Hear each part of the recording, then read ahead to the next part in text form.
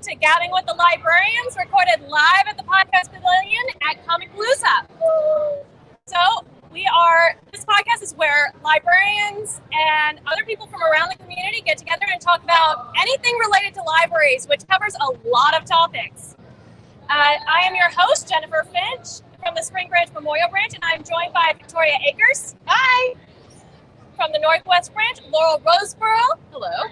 From our administration, Mary Mink, also from Spring Branch Memorial. Hi. And we are here to talk about what happens when your book does not get the movie treatment. So let's go ahead and talk about what are some of your favorite books that don't have an adaptation? Okay, so my favorite, I always talk about the Red Rising series. So I'm wearing my Howler shirt, and it has not gotten the movie treatment or a TV show or anything, which could be because it's a space opera and would be very expensive, but it would be so awesome. I think for mine, it's like there's two series that tie in together by Patricia Briggs.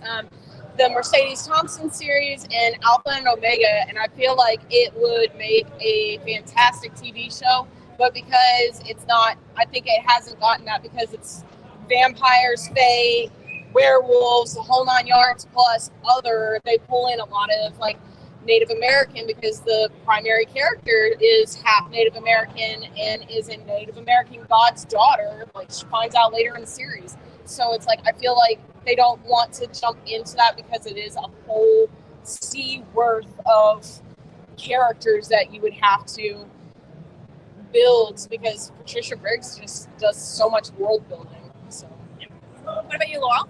And for me, it's a more recent read, which was Very Remarkable Creatures, which I think would translate really well into probably a movie, I would say. I also want to give a shout out to Buffy the Vampire Slayer, which I'm talking about because it has comics, and it has a movie technically, but separate from the TV show, I think it really deserves a new movie with the established cast of characters in the actual popular TV show. So just want to give it a shout out. But isn't it getting another TV show, or am I wrong? It is going to be getting another TV show. I do think a movie would also be cool. That's what I'm gunning for. Yeah.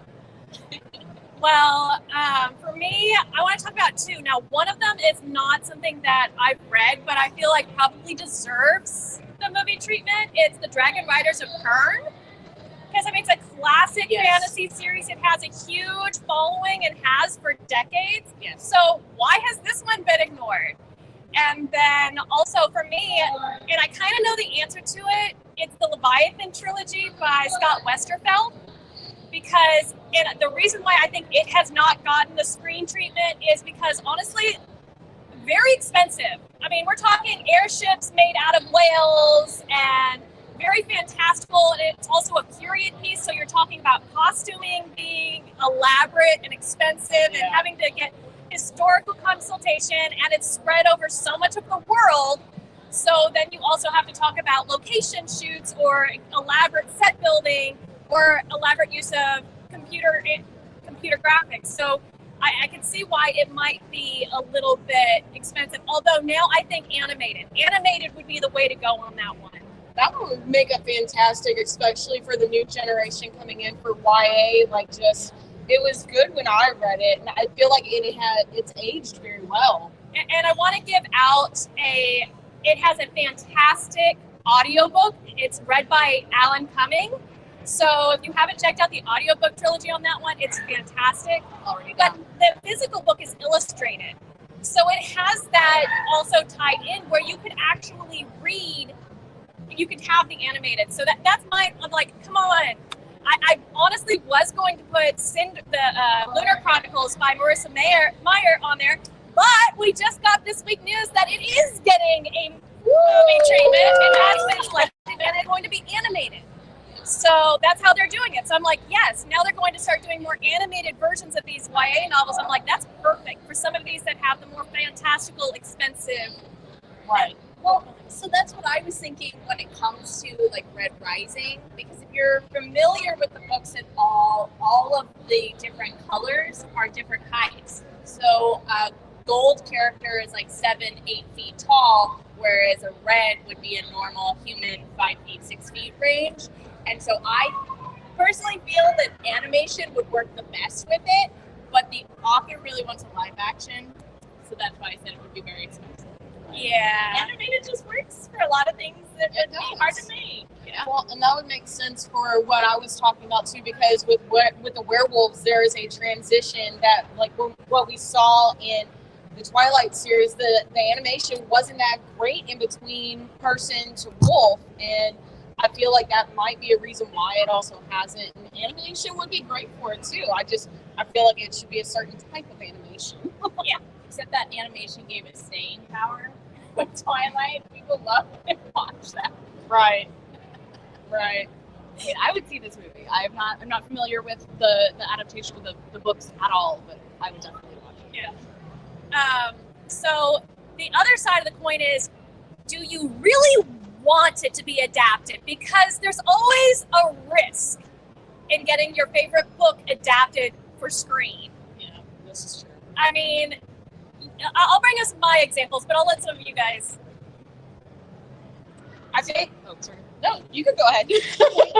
So something that came to mind is the Terry Pratchett Discworld series, which there's so many of them and it's so rich that I think it would be really challenging to adequately adapt it into a movie or TV show. It's just, there's so much material that I would be concerned about someone doing it well.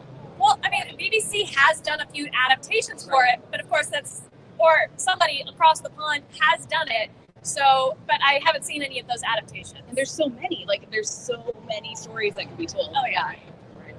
I think the thing that I'm concerned the most about for mine being made into an adaptation, a visual adaptation, is character continuation, because that's something that, like, these characters that she has, like, a group. There's the main one in Mercedes Thompson. It's self-named, but it's like having her be the same person throughout the entire thing, because I think she's on book 14, 15 of this, and she says that there's more to it that's coming. But it's like you also have the build-off characters that are in the other series as well, and just having them be the same people and having them match, because it's like the more specific you get in the details of a character, it's harder to match that, because like Mercedes is half Native American and half white, so it says that she has Anglo features in her boning, but her coloration is like a mild Native American, so it's like I can't picture who is Native American in the industry right now that would make it, but I feel like animation would be good. I'm not happy with the way that some of the graphic novels have come out, because they're doing more of a Korean-based drawing, and it doesn't suit what's in the books. Yeah. So it's one of those difficulties where it's like, try to make it match. I think there's also a level to which, like, are we talking about a movie or a TV show? Because I think a movie would be fine, or at least a trilogy of movies. But when you do TV shows, then based off of the popularity of the TV show, it'll continue, and then they'll start writing stories that aren't a part of the book series. And I know a lot of fans get unhappy when that happens. So I think it really also depends on the medium they choose. Well, for certain ones, I think the TV series is better. For certain ones, I think movies would be better. Like Percy Jackson, we all know what happened there. And the TV show is infinitely better than the movies. I think pretty much everyone can agree with that. That also has to do with Rick Riordan having actual control over the script and the stories and the casting and everything. So that's amazing that he managed to get that control. But another good example of a really bad movie adaptation, like, it's not even that it was a bad adaptation. It's just the movie wasn't even entertaining. Aragon. Yes. Aragon was a horrible adaptation. And then, of course, my all-time, the one I loathe. So, have any of you read The Darkest Rising sequence by Susan Cooper? It's a juvenile middle grade series. It's classic. It's from the 60s and 70s. It's Arthurian legend. It was a Newbery The Darkest Rising got a Newbery honor, and later on in the series, she got a Newbery for it. The first book is Over Sea Under Stone. But you can read The Darkest Rising or Over Sea Under Stone. Either one of those, reading that first works. So they adapted The Darkest Rising into a movie back in the early 2000s. They renamed it The Seeker. They made the characters American. They brought in an older brother that didn't even appear in that book into the movie because they got the guy that was starring in Everwood because they wanted an older heartthrob. You'll actually recognize the actor that plays Will. He's Alexander, I can't remember his name. He's the guy that played Cato in The Hunger Games. And this is when he was about 12, 13. And the movie is awful. They made up a twin brother for Will. They made up a twin brother for him. There was no twin brother in the book series. There's nothing. They took out most of the Arthurian legends that tied into the rest of the series. And I was just like, what did they do to one of my favorite series? I mean, it's unrecognizable from the book series, and it's not even entertaining. It's just bad. Bad writing, bad sets, bad everything. Oh, and the Dark Rider is played by Christopher Eccleston. They had this fantastic cast, and they bombed it so badly. So very badly. So that's always on my mind when I think about book adaptations. There's always that risk. Well, and I think that we were discussing this earlier, that how much of that falls under the director did not read the books, because if you don't have them all in on the books, like they're not all in on transferring that book fan base to the movie or TV fan base. And it's like that would be what would win is... Of course, there's always the opposite that happens. It's very rare, but occasionally, very, very occasionally, the adaptation, either to stage or screen, surpasses the book. This is true. And I think everybody can agree, Wicked is it's a way different story than the book, but that's not necessarily a bad thing. And I don't think even Gregory Maguire minds that much because it made him a heck of a lot of money and it got his books picked up. He got more books out of it. So I think he's happy with what they did. He's not upset by it. And I'm like, okay, that's one very, very brief example. And the story that I heard about that is that when it was pitched to the stage writer, the story, it was somebody described the story to him, and he was drunk, and then he wrote the script, the book based off of that. Like drunk history, basically. Yeah. Yeah. And it was much better. Okay? Anyway.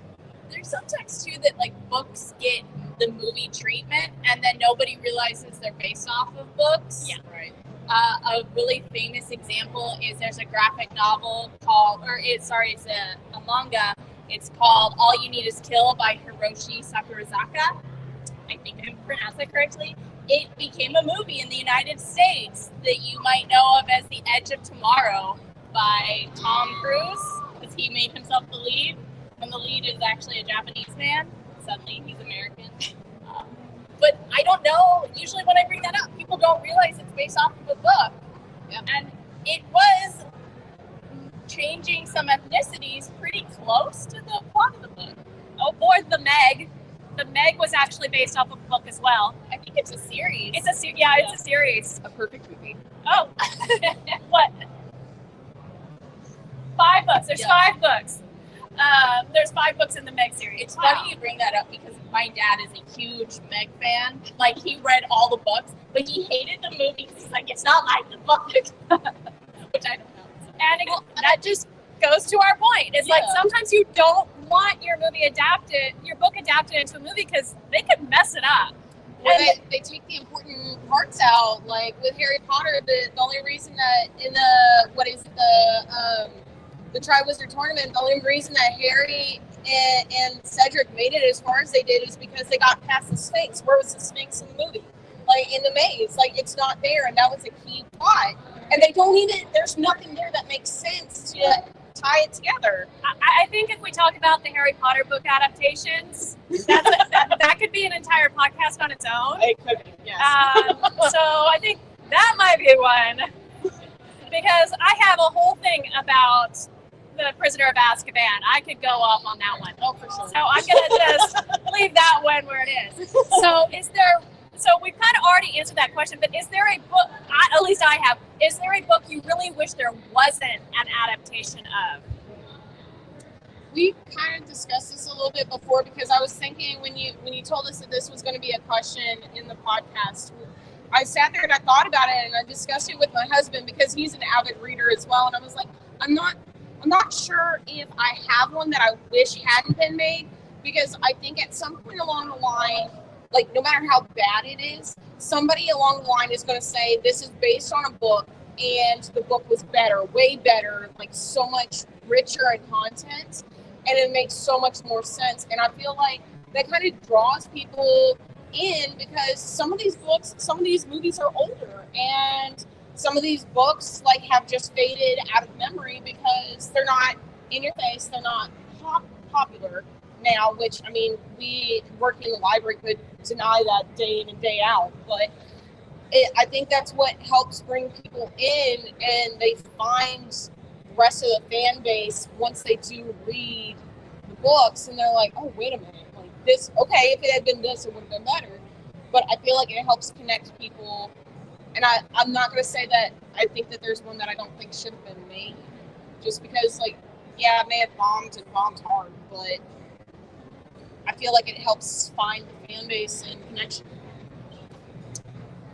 I actually do have one, because while I agree with you, I think on some level there's also, if it gets turned into a movie and the movie bombs, then they think that IP isn't good enough to recreate later. The Seeker.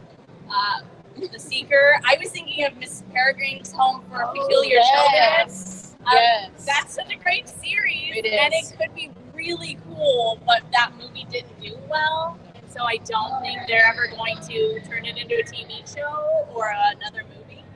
Right. For me, so granted, I haven't actually seen the entire show, but I feel like Good Omens probably could have done without an adaptation, which is saying something, because I know the cast is amazing and I love all the people in it. But I love the book so much as it is that I really am afraid to even see it. Like, I just don't want to put myself through it. Yeah. Right. I will say I have really enjoyed the Good Omens TV series. I am slightly disappointed that we're not getting a full season 3 for very understandable reasons, but at least they're going to tie up the story with a TV movie version. I do get what you're saying, though. It's kind of like you have that anxiety. Did they mess it up? Because this is something I'm so attached to. Right, it's like, it's my child. It's like, I don't want to. Right. I don't want to see it ruined. I don't know. I think I could appreciate the ones, though, that they do make the adaptation, and they do put, like, a perfect example is The Sandman. Like, there's been such a hiatus between season, what are we on now? Season 2, moving into season 3. Like, there's such a hiatus on it, and it's like they do say based on the graphic novels, like, at the beginning, and I think that that's something that's so great, because they're wanting you to go and find it and compare the two. And I think that's so great that all the actors so far that have everything that I've seen, and I may have missed something, but all the actors have been like, we do want to follow this as far as we possibly can. But I mean, it's also the same thing as with, you have a director that doesn't want to follow it the same way. Like, as we're seeing right now with The Witcher, I love the books. I love the books, but I hate that Henry Cavill was the only one fighting to keep it the same, and they were like, nah, you're out. And then they act as if we're not supposed to see a change in the character. And we're like, this is what he would have looked like if he was a teenager, not a roughened, like, man, like full man, because I'm sorry, he's like a baby. And all the Witchers were so bad at witchering. Yes. Okay? I love those books, but Right. they were awful in the TV show, minus Geralt. He was the only one. Yep. Anyway, sorry, brought up something deep-seated. And I totally agree with you. And the we funny can thing is, talk about that later. he's not, the funny thing is he's not that old, but you're right, he does, because we know what Henry Cavill looked as a teenager, because we saw, if any of you He saw was The super- Count of Monte Cristo, he was a teenager in that. Oh, true. I forgot about that one. And But yeah. you can kind of see, it's like, it does look like Henry Cavill as a teenager. Yeah. I mean, it does. That reminds me that I really enjoy when a lead actor is so invested in the source material, like Right. they Yes. are a huge fan of it themselves, to the extent that they'll not do an Right. adaptation that he doesn't feel is fitting. So Yeah. I Right. love that. Well, Yeah, Yes, I for respect it. I respect it. yeah, I respect it when an actor is so tied to the source material, and I'm annoyed when, at least if you have the thing of you don't want to be tied to the source material and you really want to follow the writing of the movie and the director, you can say it nicely. And unlike the dearly departed Michael Gambon, who very clearly straight up said, "No, I'm not going to read the books." And he said it in such a way that he pretty much ticked off all of the fans. When we just had Richard Harris, who was the perfect Dumbledore, who unfortunately passed before he could do the rest of the movies. Right. And then, he was coming in for Richard Harris. He really, really he should have tried harder to not tick off the fans, but he didn't hear. So, which I can kind of respect, but at the same time, it really annoyed me as a fan at that time. Well, and I think that's what we all loved about his name. Alan Rickman. Well, Alan Rickman, and then who played Hagrid. Like they were so tied. Yeah, and they were so tied into it, and just I think that they loved the fact that, like, because he said played before Hagrid before he passed. He said, like, 2 weeks before he passed, he said, "I am leaving a legacy that my grandchildren are going to go back and read the books to find why I acted the way that I did." And I love that. And also, can I just say, that is horribly sad. I will admit I'm no longer a huge Harry Potter. I used to be, but the author... Yeah, anyway, so that's enough to say about that.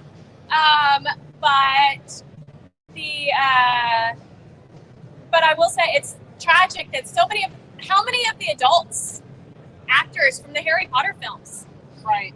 that played the adults? I mean, we just mentioned a good number of people that they're all gone, and that's Maggie Smith. Maggie Smith Maggie is gone. Smith's passing, that was traumatizing, and I think them talking about doing the TV series before she was even gone, I'm like, you can't replace her as McGonagall because she made the part. Yeah. Right? And then now that she's gone, I'm like, I don't have as much tie into it now that, like, I don't know if I want to watch the TV show because we don't have Alan Rickman, and I'm sorry, he's forever enshrined as Snape in my heart. I just wish that he'd been able to play the part like 20 years younger, because Right. the adults, like Remus, Snape, Sirius, now Snape and Sirius, they could look a little bit older because of what they've been through in life, but they were all supposed to be younger than I am now. Right. They were all supposed to be like 34 to 38 in the series. It drives me crazy. Like, Right. I think 31 at the beginning of the series. Like, they were supposed to be very young. Harry was born when his parents were 20. Sorry. Guys, Harry Potter is another podcast episode. Yeah. We've already established this. Okay. This is true. This is true. Anyway, But I mean, one last thing on that, but we should be glad that this is something that Gary Oldman got knighted for. yes. Like, he got that final, like, Yeah, okay. that's the last thing that I'll say Okay. about that. So the other, So Daniel Radcliffe. No. but no, He's been through a wild ride, though. I'll say that. with all honestly, these movies. that's because he wants to. And good for him. It gave him the Good on freedom him. to do the movies he wanted to do. But honestly, I see this as bringing up the casting discussion on book adaptations. They did, even if I wish they cast younger for the adults to make it more closer to the books, they did a great job matching the people to the characters. And we've seen that with Marvel. For the most part, Marvel has done a spectacular job at casting these iconic roles and getting people that are so similar to their characters, starting with Robert Downey Jr., where even, Tony Stark. yeah, no. My brain, massive. Enough said. The writer, the creator of many of the characters. Stanley. Thank you. My brain. I was about to say, hold on, where are we going with this? Stanley even said that Robert Downey Jr. basically was Tony Stark. Yes, And so, Red Stanley. and they did that with so many of the characters where they did such a fantastic casting job. And so that's always, you have to get the right casting director for your adaptation, that is a huge thing. Animated, I think it's a little bit, I don't want to say easier. You still need to have that good casting director, but voice actors are really good about changing their voice to match the characters, even if they don't look the part. Right. Now, granted, we want them to still be from the culture that they are representing from the book. So even in an animated version of your story, we would still want somebody with Native American heritage, but they wouldn't have to look exactly like the character. No. So that's a little bit more of the freedom with the animated that we don't necessarily get. Like Donnie Vasco has turned into this huge voice acting star, and he looks nothing like a lot of his characters. I mean, he doesn't really look that much like Zuko, but he does this fantastic job. And how many times has Christian Bale been in like Studio Ghibli movies, and he looks nothing like any of his characters? Very true. And it's just. But I will say that for most of the adaptations that I've seen, that I've actually read the books, I could say that the villain is normally pretty accurately cast. I mean, we wouldn't hate them so badly as villains if they were not dedicated to that part. I mean, I know we said Harry Potter's dead Mary, but we wouldn't have all hated Umbridge as much as we do. But then she turned around and she was in The Crown for being one of the representations of the Queen. And it's like, how are we supposed to love you? You were Umbridge. Well, we're not supposed to love her. That's the point. I mean, speaking of good casting, Woody Harrelson as Hamish Abernathy. Yes. So much so to the point that when people were reading Sunrise on the Reaping, they were imagining Woody Harrelson instead of a 16-year-old boy. Right. And the funny thing is they've already got that adaptation. They're like, no, we're getting that money for that adaptation. But they did a good job. Now, I have to admit, I don't like reading villains' stories. So I still have not read Songbirds and Snakes because I have a real hard time. I tried with the Lunar Chronicles because I do love the Lunar Chronicles, and I couldn't do it. I got halfway through the book, and and also another one that hasn't gotten an adaptation that I would love to see is the Aporson series with Sabriel, Lyrael, and Aporson. I don't think any of Garth Nix's have. No, I don't think Garth Nix has gotten picked up by any, and I think Garth Nix is another author that would actually be, because it's just pretty much straight fantasy. I could see that easily doing like a Wheel of Time, although Wheel of Time not necessarily the best adaptation, but at least the imagery from that is similar enough. I think that would be a good adaptation, and enough of it happens in like 2 or 3 locations, and a lot of that could be done on a set. I think that would be an incredible, because it's a female-led action film where the romance is actually, while there is romance, it's not the story at all. It's not the story at all. You can see it. You can see that they're going to end up together. And yes, they do end up together. And I'm not specifying characters, notice. And that's another one, by the way, the first 3 books of that one, the audiobook reader, Tim Curry. Hey. So put that on your list if you listen to audiobooks. That needs to be added to mine. I read it. Yes. Now I got to go listen to it. Sabriel by Garth Nix. But that's another one. I think that would be a great female-led adaptation, and I would love to see it as a series, and there's a time jump too between the first and the second book, a huge time jump. But there's also a prequel for that, and I'm like, no, I could do without that prequel. I tried to read it, I got halfway through, and I'm like, I know how you're gonna end up, and I just can't do it. So I have a question though, for some of these books that have been made as an adaptation, what if they have multiple adaptations? Which one do you prefer? Because like A Wrinkle in Time, there was a TV adaptation done in the early 90s. I remember, I found the recording that we did of it. They're all terrible. Wrinkle in Time is another one. The TV, that's the Everwood Kid again. That's the Everwood Kid again, isn't that? Because I recorded that. My parents literally bought a VCR because we'd already gotten rid of our VCR. I was a teacher at the time, and I wanted to record that so I could show it to my 5th graders because we had just read the book. And I literally, it was so bad. It was so bad.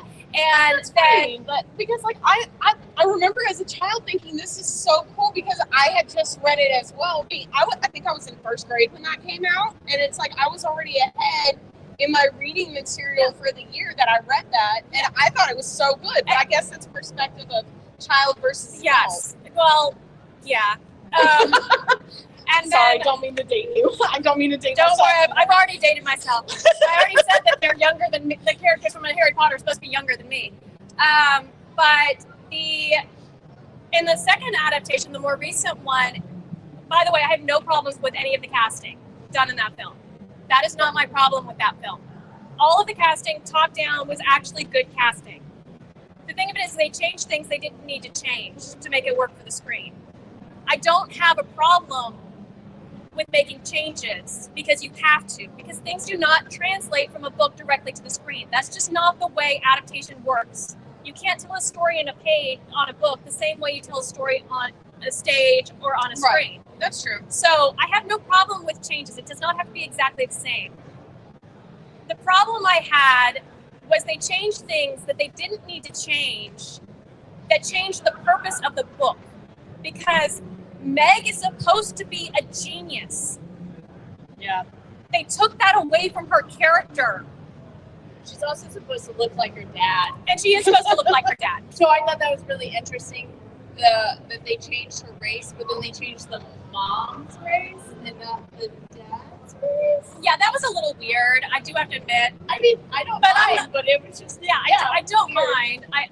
But I do have a huge problem with, and then like they kind of lessened Charles Wallace's role, and that was weird too.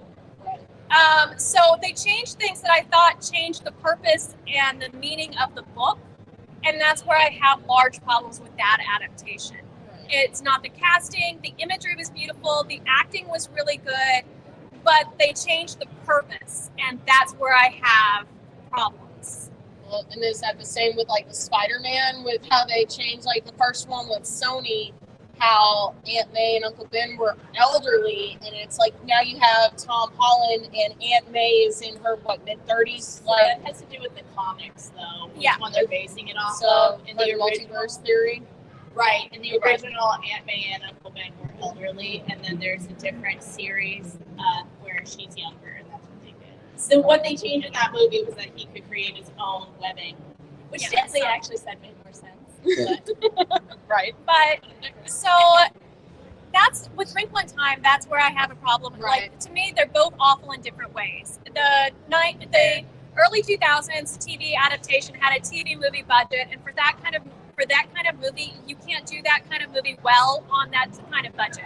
Right. And also the Everwood kid, God love him in Everwood, he's just not that good of an actor. And that's 2 book adaptations he was in that he ruined for me. So he was the main teenage character on Everwood. I can't remember his name right now. He kind of fell by the wayside. He's not really well known anymore. But at the time, he was the teenage hottie. Speaking of books that had multiple tries in their adaptation, Dune, of course, Right. there's the, so unpopular opinion, I love the Lynch version of it. I adore it. I can rewatch that anytime. Obviously the new ones are much more true to the story. However, I love the Lynch one. I think it's great. But lots of tries to get it right. yeah, for sure. There's also like Jurassic Park, the first movie, very close to the book. Lost World, not close to the book, which is because the book and the movie were being written at the same time. And then Michael Crichton passed, and none of the other books or movies are based off of his books. I will say they made Grant a lot less creepy than he is in the book. He's very creepy in the books. Let's just say that. The age difference is large, and he's her teacher. Yeah, but there's not supposed to be a romantic element there.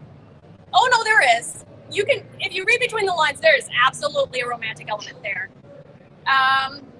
So I was more naive when I read the book, apparently. So does that mean you're going to go back and reread the books tonight to find it? I honestly, I will say this with Michael Crichton books. I have read Michael Crichton books, and I've watched the movies based on them. I do find the movies more entertaining than the books because Michael Crichton's another one of those authors that's very technical, and it's kind of like Tom Clancy, the Jack Ryan series.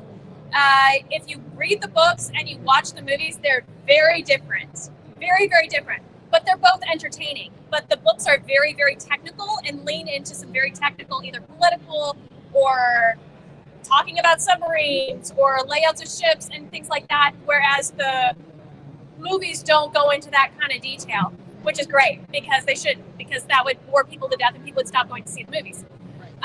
So you can, and also bringing they brought the Jack Ryan up into modern times with the series, and they've changed a lot in that, but they still took a lot of inspiration from the books.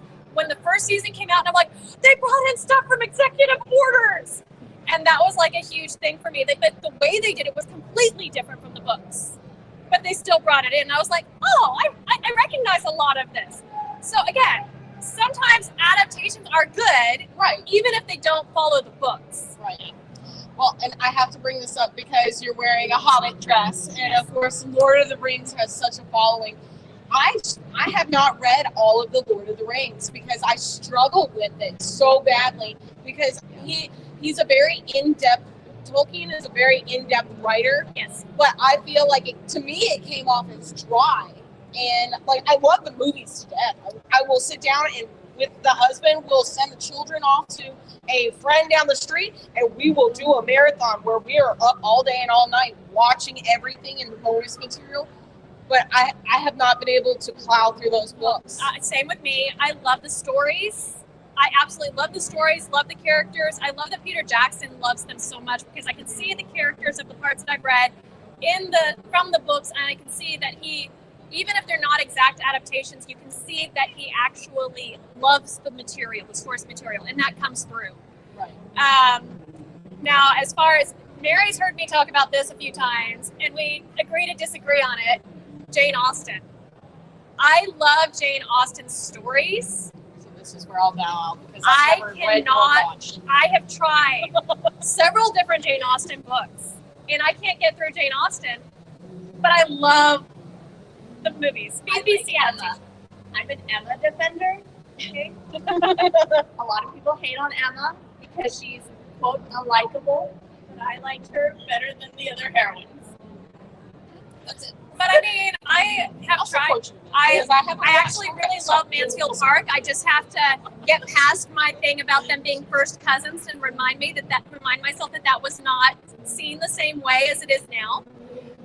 Crazy how society changes. I love Sense and Sensibility. The 2010s-ish BBC adaptation to me is just gorgeous. It's beautiful. And again, I have to look past the 35, 18-year-old relationship in that because it was fairly normal and acceptable then. Right. I mean, even Emma is like 12 years younger than the guy she ends up with. That's still not as bad as the 35, 17-year-old. I'm just saying. Yeah.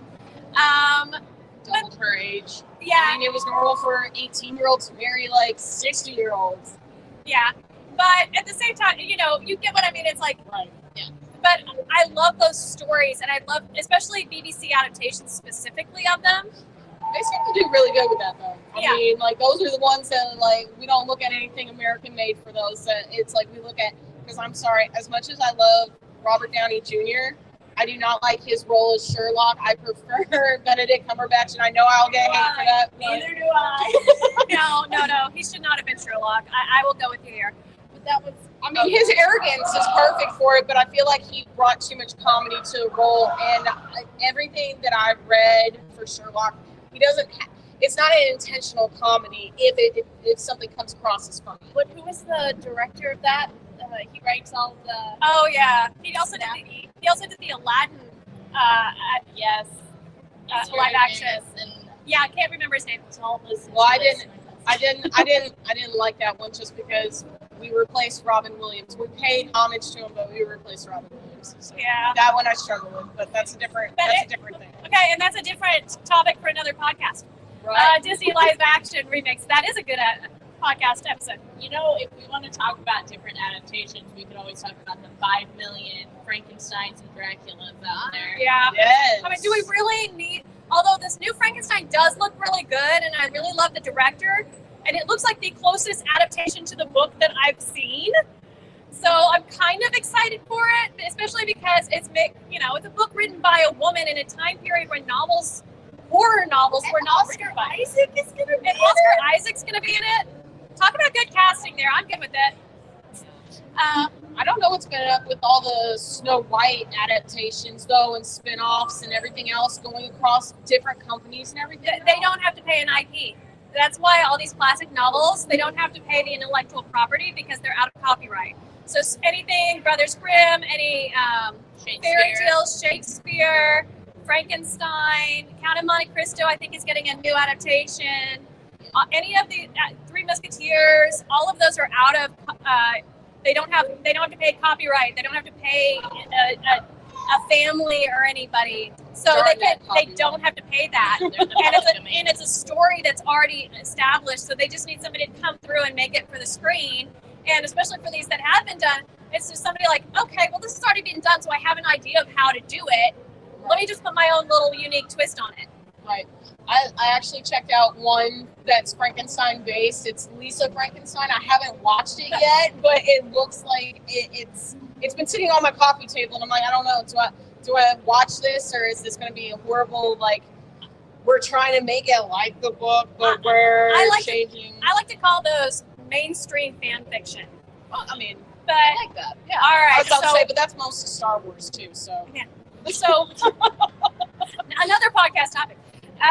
All right, so we are out of time. Thank you so much for joining us, and to all our panelists for the discussion. Our podcast is available on Apple Podcasts, Spotify, and most major podcast platforms. Don't forget to check out our other Harris County Public Library podcasts using our library voices. Today's podcast was produced by Jennifer Finch and edited by Beth Cripple. Additional voices include Victoria Akers, Laurel Roseborough, and Mary Mink. Thank you, everybody. Thank you. Bye. Now it's gonna bug me. What is his name? I know. He did Lock, Stock, and Two Smoking Barrels. What is? Oh, there we go. Oh.